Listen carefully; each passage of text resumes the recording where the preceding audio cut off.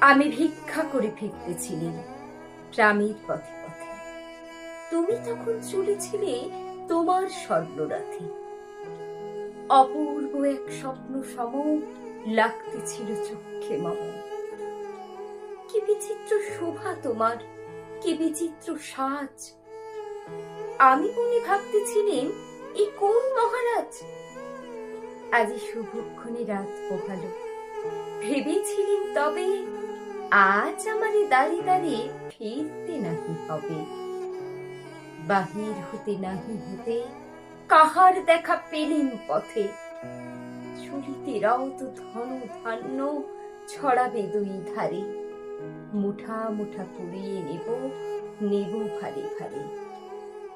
দেখি সহসা রথ থেমে গেল আমার কাছে এসে। আমার মুখ পানে চেয়ে নামলে তুমি হেসে।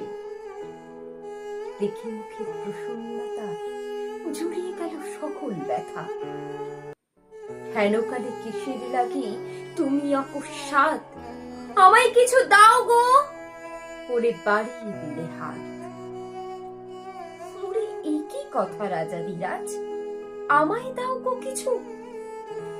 শুনে ক্ষণকালের তরে রহিল মাথা নিচু। এ যে কেবল কৌতুকের বশে আমায় প্রবঞ্চনা।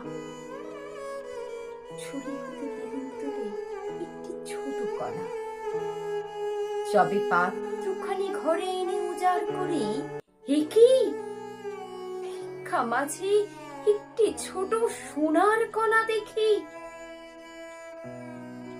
দিলেন যারা ভিখারিরে স্বর্ণ হয়ে এলো ফিরে। তখন কাঁদি চোখের জলে দুটি নয়ন ভরে। তোমায় কেন দিইনি আমার সকল শূন্য করে। কৃপণ, কলমে কবি রবীন্দ্রনাথ ঠাকুর।